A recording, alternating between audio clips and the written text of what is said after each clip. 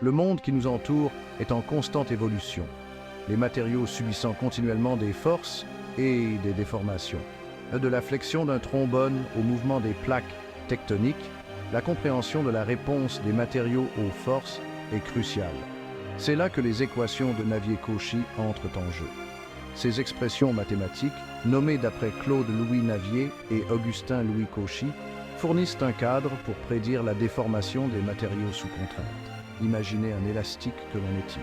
Les équations de Navier-Cauchy calculent les contraintes et les déformations internes, prédisant l'allongement et le risque de rupture. Ce sont les héros méconnus de la conception de structures sûres, les gratte-ciel aux micropuces.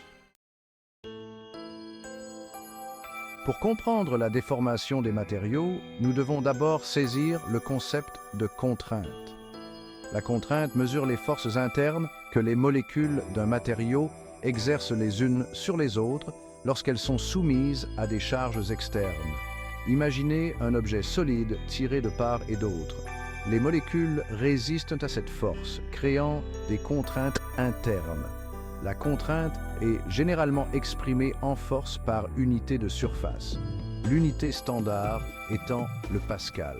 Cependant, la contrainte n'est pas simplement une grandeur scalaire, elle a une amplitude et une direction, ce qui en fait un tenseur.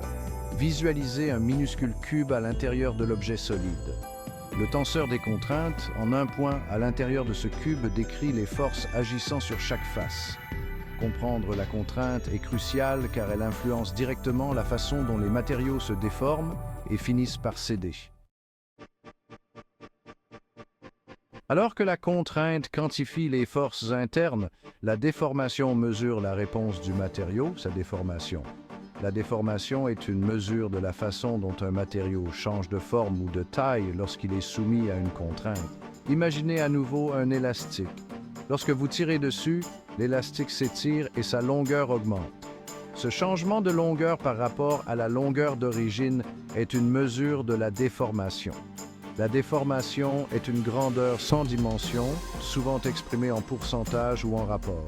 Comme la contrainte, la déformation est également un tenseur, car elle a une amplitude et une direction.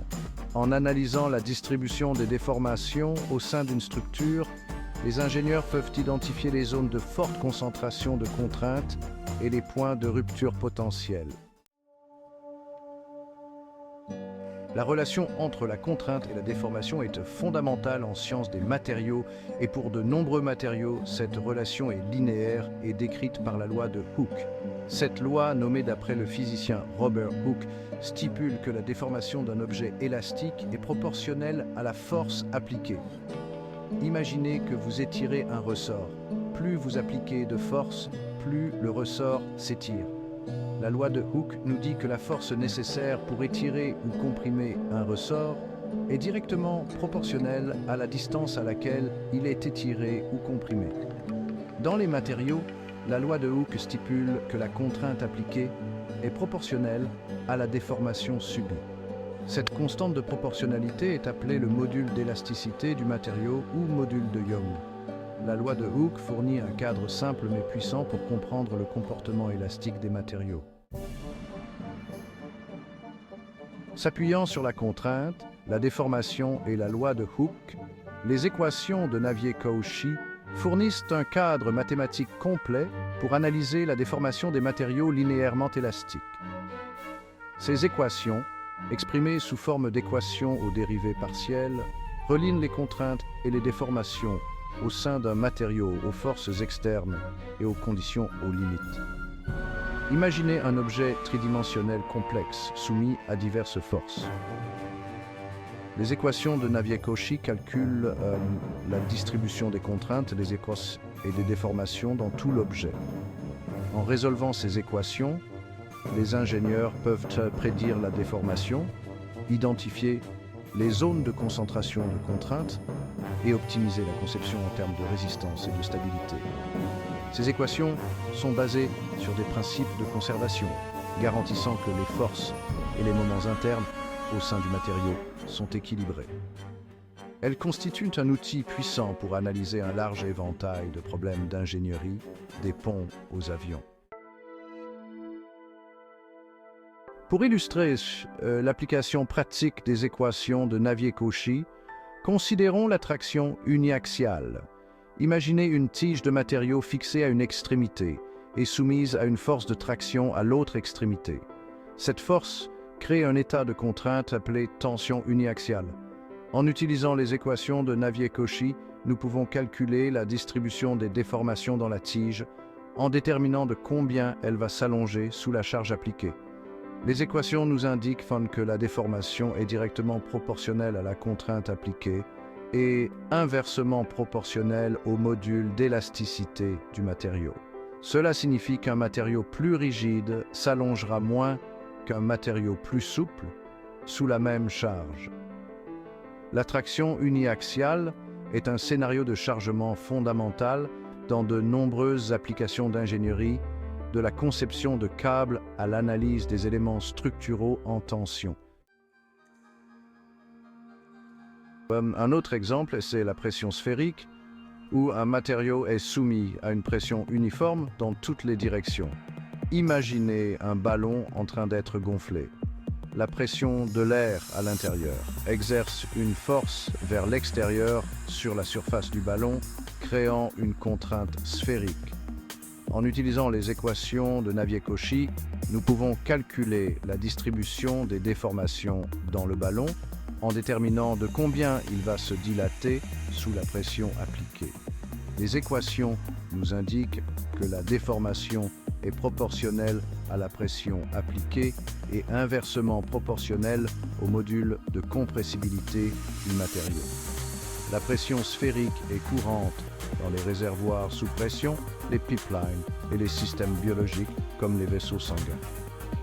Les équations de Navier-Cauchy constituent un outil précieux pour analyser le comportement des matériaux dans ces conditions.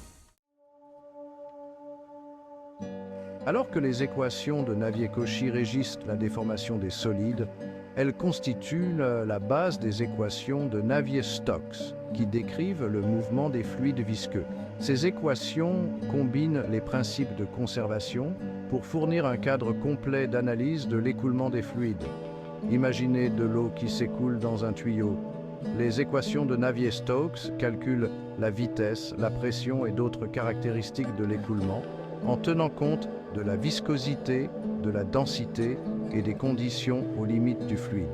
Elles modélisent des phénomènes allant de l'écoulement de l'air sur une aile d'avion à la circulation sanguine. Les équations de Navier-Stokes sont complexes et nécessitent souvent des méthodes numériques pour être résolues. Elles restent un sujet de recherche actif en dynamique des fluides, avec des applications en aérospatiale, en météorologie et en océanographie. Les équations de Navier-Cauchy sont indispensables dans diverses disciplines de l'ingénierie, permettant la conception de structures et de systèmes sûrs, fiables et efficaces. En génie civil, ces équations analysent le comportement des ponts, des bâtiments et d'autres structures soumises à diverses charges. En calculant la distribution des contraintes et des déformations, les ingénieurs garantissent la stabilité et préviennent les défaillances. En génie aérospatial, les équations sont essentielles pour concevoir des composants d'aéronefs qui résistent aux contraintes et aux déformations en vol. Elles permettent également d'optimiser la conception des fusées et des vaisseaux spatiaux pour les conditions extrêmes rencontrées lors du lancement et des voyages spatiaux. Au-delà de l'analyse des matériaux existants, les équations de Navier-Cauchy jouent un rôle crucial dans le développement de nouveaux matériaux aux propriétés sur mesure. En comprenant la relation entre la microstructure d'un matériau, son comportement constitutif et sa réponse aux forces externes, les scientifiques peuvent concevoir des matériaux aux caractéristiques améliorées.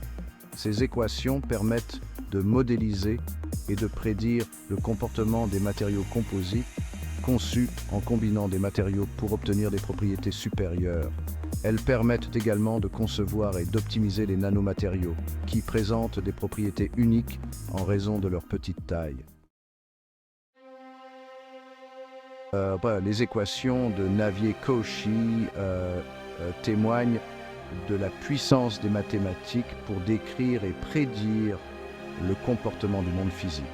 Elles ont révolutionné notre compréhension de la déformation des matériaux et continuent de sous-tendre d'innombrables progrès scientifiques et techniques. Des ponts aux avions, ces équations ont laissé une marque indélébile sur notre monde.